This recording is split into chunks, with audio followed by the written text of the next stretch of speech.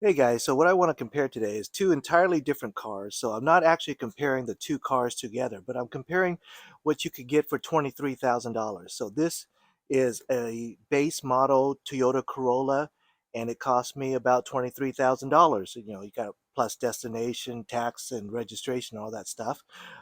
This is a Corolla Hatchback, 2023 model.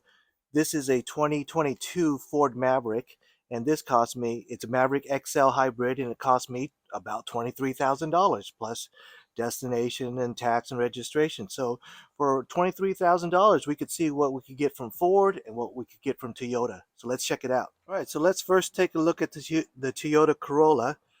And right off the bat, you can see the door. It's actually very nice. It's not a cheap plasticky feel. It's actually very soft and a little rubbery kind of. It has a nice gloss black trim. That's really nice. And again, and this is a soft padded seat. That's nice. Everything looks nice. And it's got this nice stitching on the door. Over here at the seats, there's also that same nice stitching. The seats themselves look pretty good too. You know, they look pretty good for a $23,000 car. Sit down. All right, look in here. The steering wheel is wrapped, and you could see, you know, it feels good. It's nice and soft. The dash is nice and soft. It's not that a hard plasticky feel. Let's take a look at the screen. Okay, so this is a screen. It has wireless CarPlay, which is great. The screen looks really bright. It's nice and sharp. Let's take a look at the backup camera. All right, there's the backup camera display.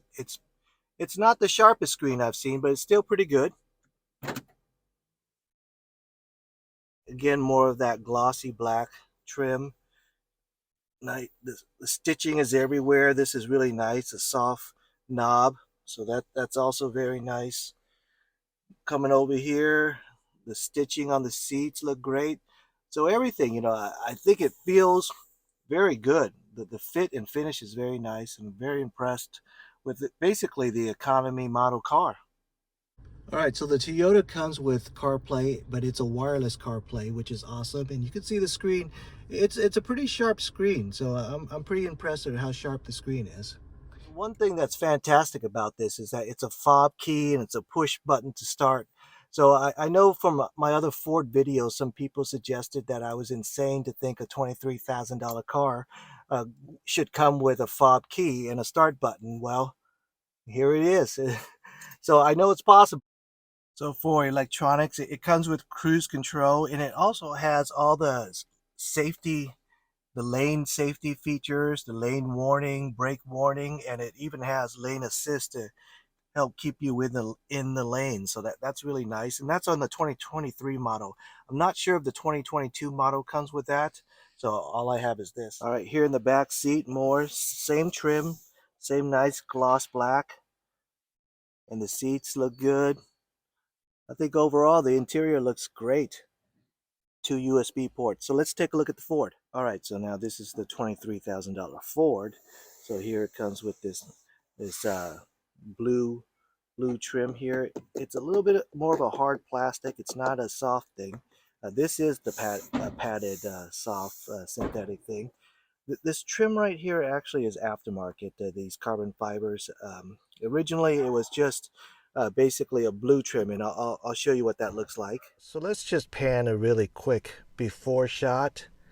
Steering wheel, panel. But I upgraded to this carbon fiber look thing. But again, one thing I'm not a big fan of is this white porta potty looking plastic material. Yeah, I'm not a big fan of it. It does remind me of those porta potty sinks, but it's all right. Looking at the seats, I think the seats look great, and I really like this orangish red trim. I think that looks really good. It gives it a real nice sporty look. So let's sit down and take a look. All right, so we're inside of the Maverick, $23,000. Let's take a look at what we get. So there's no wrap on the steering wheel. There is cruise control, but it doesn't have lane assist. It does have parking. It does have brake assist, where it will give you a warning. So there's no lane assist to help keep you in your lane. But again, this is something I upgraded to. the trims. It didn't come with that. All right, so this is Ford screen. I think it's about the same size, but it is a little bit more dull. The screen display, it's not as sharp as the Toyota screen. Let's take a look at the backup. So the backup camera, it's pretty comparable. I don't think it's a super sharp display or anything like that, but it's pretty good. It gets the job done. Again, here's more of that trim that I'm not a big fan of. On the top, it is a harder plasticky feel. It's not as soft, so that's a drawback. They're coming down, but I really like these orange trims. This knob doesn't come with it, but this orange trim, the orange trim, I think looks pretty good. This comes with it. Nice padded center console. The Ford Maverick comes with CarPlay, but it's a wired CarPlay. It's not wireless, so you do have to plug into the port. And you see the screen, it's not as sharp as the Toyota's screen. So the Ford does not come with a fob key. It's just a regular mechanical key. And I'm sure there's some electronics in this, but there's no push button. You actually have to turn it the way you would turn a normal car. You don't hear the explosion because it's a hybrid. All right, so this is the look of the $23,000 Ford Maverick. The back seat, same type of trim as that blue plastic. It's a little bit on the plasticky side. It's not super soft, but this part is padded. And it's got a neat door. I kind of like it. You could put a bigger water bottle or something like that you can't do in a traditional setup.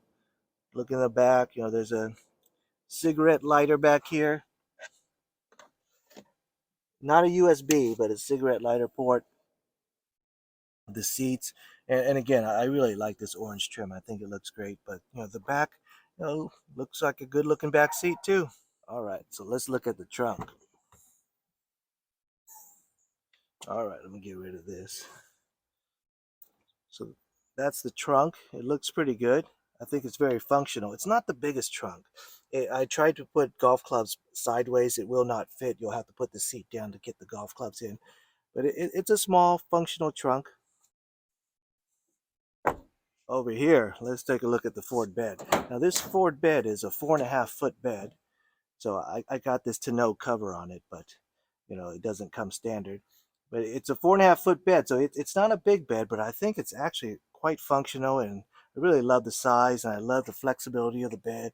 How you could, so I love how like you could hang it up a little bit higher, so when you have a 4x8 sheet, it'll sit perfectly between this and the wheel well. So that's fantastic. I thought Ford did a pretty smart job with this small bed.